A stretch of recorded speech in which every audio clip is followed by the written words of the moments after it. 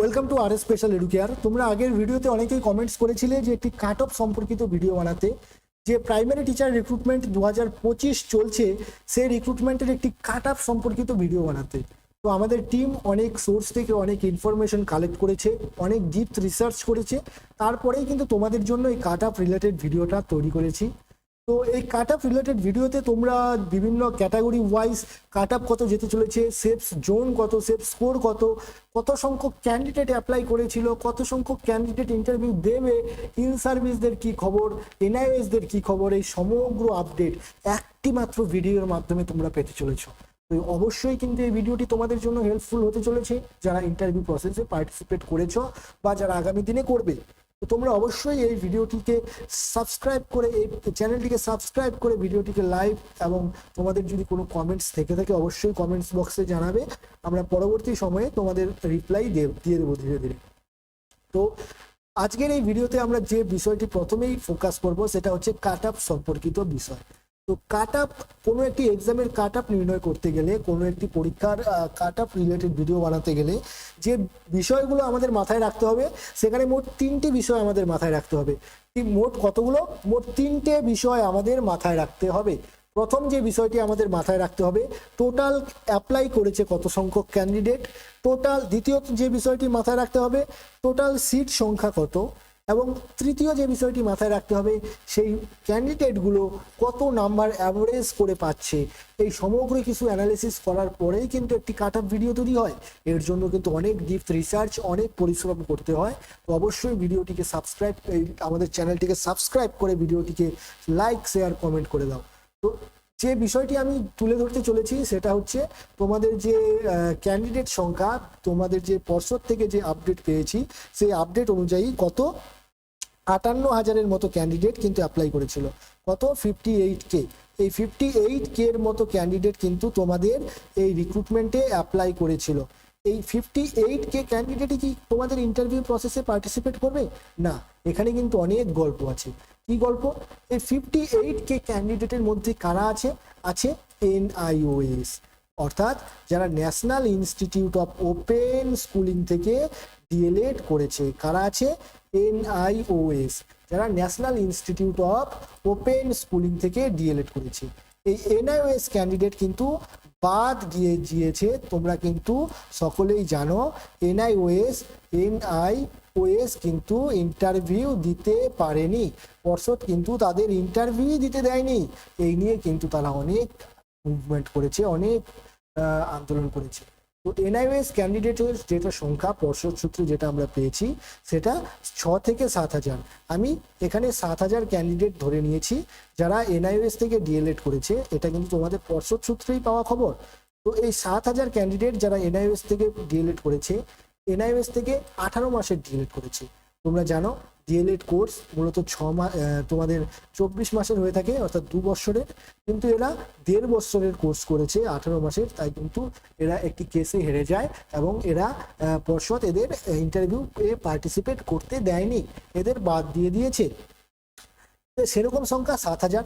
এবং আরও যে বিভিন্ন চাকরির পরীক্ষাগুলো চলছে, যেরকম WBCS, NTPC, এর পাশাপাশি তোমাদের যাদের বয়স পেরিয়ে গেছে, এর পাশাপাশি যাদের ডকুমেন্টসে ভুল আছে, যাদের বিভিন্ন সমস্যার কারণে ইন্টারভিউ দেবে না, এই সমগ্র কিছু অ্যানালাইসিস করে আমি আরও 3,000 ক্যান্ডিডেট ধরে নিয়েছি। কত? আরও 3,000 ক্যান্ডিডেট ধরে নিয়েছি। তাহলে কত দাঁড়াচ্ছে? তাহলে টোটাল ক্যান্ডিডেট যেটা দাঁড়াচ্ছে, এদিকে 7,000, এদিকে 3,000, 10,000। তাহলে 58,000 থেকে যদি আমি 10,000 বাদ দিই, কত থেকে গেল? 48,000। এই 48,000-ই কি ইন্টারভিউ দেবে? এই 48,000 তো অবশ্যই ইন্টারভিউ দেবে। কিন্তু এখানেও কিন্তু একটা গল্প আছে। এখানে কিসের গল্প? এখানে আছে ইন সার্ভিসের গল্প। এই 48,000 ক্যান্ডিডেট যারা ইন্টারভিউ দেবেই দেবে, এদের মধ্যেও আছে in service candidate. In service ক্যান্ডিডেটের সংখ্যা যেটা পর্ষদ সূত্রে আমরা আপডেট পেয়েছি, কত হবে?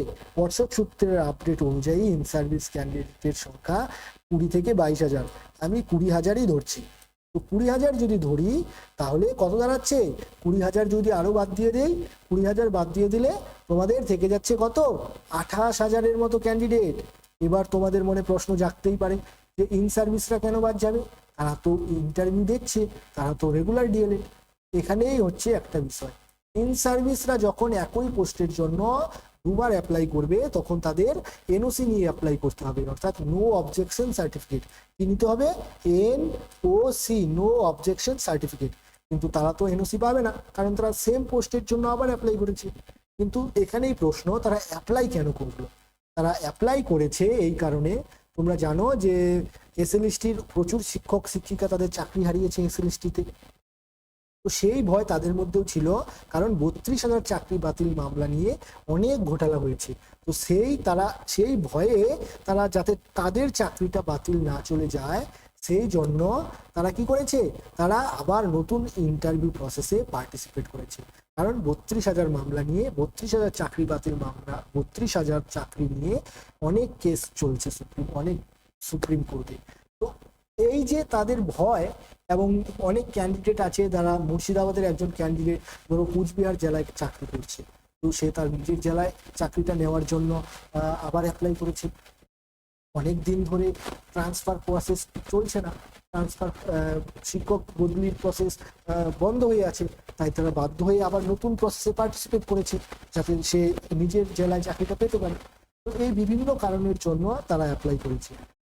তো তারা কিন্তু বাদ চলে যাবে। কেন বাদ চলে যাবে? তারা এনওসি পাবে না। তাহলে কত ক্যান্ডিডেট দাঁড়ালো? তোমাদের 28,000 ক্যান্ডিডেট। এই 28,000 ক্যান্ডিডেট, 28K ক্যান্ডিডেটের জন্য তোমাদের ভ্যাকেন্সি কত আছে? তোমাদের ভ্যাকেন্সি কিন্তু আছে 13,421টা, 13,421টা। তাহলে কম্পিটিশনটা তো আমরা বুঝতে পারছো যে কতটা হাই কম্পিটিশন হতে চলেছে। এই রেশিওতে তোমাদের কম্পিটিশনটা হবে। তো সব থেকে যে ক্যাটাগরিটা বেশি কাট আপ যাবে, সব থেকে যে ক্যাটাগরির, সেটা জেনারেল। কারণ জেনারেলে ওবিসি এ বলো, অর্থাৎ আদার ব্যাকওয়ার্ড ক্লাস বি বলো, অর্থাৎ শিডিউল কাস্ট বলো, শিডিউল ট্রাইব বলো, ফিজিক্যাল হ্যান্ডিক্যাপ বলো, এক্স সার্ভিসম্যান বলো, তোমাদের প্যারা টিচার বলো, সকলেই কিন্তু এই জেনারেলে আসবে যদি তারা জেনারেলের কাট আপটা ক্লিয়ার করতে পারে। এবার প্রশ্ন হচ্ছে জেনারেলের কাট আপ কত যেতে পারে স্যার?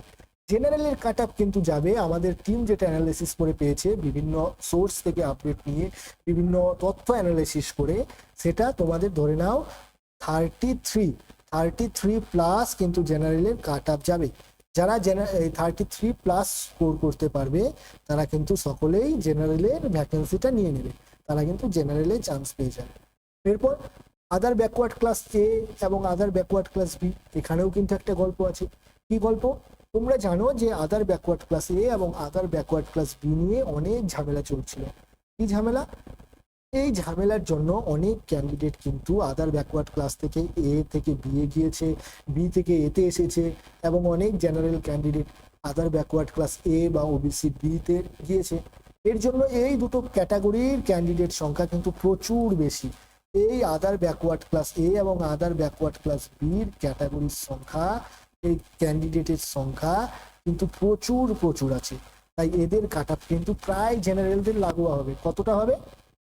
আমাদের টিম যেটা রিসার্চ করে পেয়েছে 32.5 প্লাস, আর এই ওবিসি বির যে কাট আপ যেতে চলেছে সেটা ধরে নাও 32.1 প্লাস। এই যে কাট আপ তোমরা দেখতে পাচ্ছ, একদম লাগালাগি কাট আপ 33। এখান থেকে দেখো 0.5, এখানে 0.5-এর ডিফারেন্স, এখানে আছে 0.4-এর ডিফারেন্স। এই ডিফারেন্সে কিন্তু প্রচুর ক্যান্ডিডেট চলে আসবে। তো কম্পিটিশনটা বুঝতে পারছো কতটা হাই যেতে চলেছে। এরপর এসসি ক্যান্ডিডেটের কিন্তু কাট আপ অনেকটাই কম যাবে, কারণ এসসি ক্যান্ডিডেটের সংখ্যা অনেক কম। কারণ আগের যে রিক্রুটমেন্টটা হয়েছে সেই রিক্রুটমেন্টে কিন্তু কোনো পুরনো ক্যান্ডিডেট নেই এসসি, সকলেই কিন্তু চাকরি পেয়ে গিয়েছে। তাই এসসিদের কাট আপ আমাদের টিম যেটা রিসার্চ করে পেয়েছে 30 থেকে 31। আমি এখানে 31ই ধরছি। 31 প্লাস কিন্তু এই এসসি ক্যান্ডিডেটের কাট আপ যেতে চলেছে। এরপর এসটি ক্যান্ডিডেট তোমরা ধরে নাও 27.5 থেকে 29, ধরে নাও 27 থেকে 29, তোমরা ধরে নাও 27 থেকে 29, তোমাদের কাট আপ কত যাবে? 27 থেকে 29। 95 থেকে 98% এসটি শিডিউল ট্রাইবের ক্যান্ডিডেট কিন্তু চাকরিটা পেয়ে যাচ্ছ। তো এই 27 থেকে 29 প্লাস তোমাদের কাট আপ যাবে। পিএইচ সকল পেয়ে যাবে, এক্স সার্ভিসম্যান সকল পেয়ে যাবে, প্যারা টিচার সকল পেয়ে যাবে, এক্সামটেড সকল পেয়ে যাবে। এই ছিল আজকের আপডেট। তো তোমাদের যদি আরো কোনো কমেন্টস থেকে থাকে, আরো কোনো বিষয় জানার থেকে থাকে, অবশ্যই আমাদের চ্যানেলে কমেন্টস বক্সে জানাও, আমাদের এই ভিডিওর কমেন্টস বক্সে জানাও। তো এই যে আপডেটটা তোমরা পেলে, এটা কিন্তু কোনো মন গড়া কথা নয়। আমরা তোমাদের এত বিভিন্ন তথ্য অ্যানালিসিসের মাধ্যমে একদম অথেন্টিক আপডেটটা তোমাদের চোখের সামনে হিসেব নিকেশের মাধ্যমে দেখিয়ে দিলাম। এখানে জেনারেলদের 33+, ওবিসি এদের 32.5+, ওবিসি বিদের 32.1+, এসটি বা শিডিউল কাস্টদের 31, শিডিউল ট্রাইবদের 27.20 থেকে 29। এর মাঝে কিছু একটা থাকবে, পিএইচ সকল পাচ্ছে, এক্সামটেড সকল পাচ্ছে, প্যারা টিচার সকল পাচ্ছে, এরপর ফিজিক্যাল হ্যান্ডিক্যাপ সকল পেয়ে যাচ্ছে। এই ছিল আজকের আপডেট। তো তোমাদের কমেন্টস থাকলে অবশ্যই জানাও, এবং চ্যানেলটিকে সাবস্ক্রাইব করে দাও, যাতে আমাদের চ্যানেলটি, তোমরা যত বেশি চ্যানেলটিকে সাবস্ক্রাইব করবে, আমাদেরও কিন্তু ভিডিও বানানোর, এই সব ইনফরমেশন কালেক্ট করার প্রেরণা জেগে যায়, মোটিভেশন জেগে যায়। আমরা কিন্তু তাহলে আরো তত বেশি মোটিভেট হব, এবং আরো ডিপ রিসার্চ করে তোমাদের জন্য আরো অথেন্টিক আপডেট নিয়ে আসার চেষ্টা করব পরের ভিডিওগুলোতে। আর তোমরা পরবর্তী ভিডিওটা কোন বিষয়ে চাও সেটা অবশ্যই কমেন্ট বক্সে জানাবে। আমরা পরবর্তী ভিডিও সেই তো বিষয় রিলেটেডই আনবো। এবং এছাড়াও যদি তোমাদের কোনো কিছু জানার থেকে থাকে, কোনো বিষয় জানার থেকে থাকে, অবশ্যই কমেন্ট বক্সে জানাও। কমেন্ট বক্স সকলের জন্য ওপেন আছে। আমরা চেষ্টা করব আমাদের সাধ্যমতো তোমাদের সেই প্রত্যেকের কমেন্টসের রিপ্লাই একদম অথেন্টিক সোর্স থেকে আপডেট নিয়ে রিপ্লাই করার। ধন্যবাদ। দেখা হবে পরের কোনো একটি ভিডিওতে, কোনো একটি আপডেটস।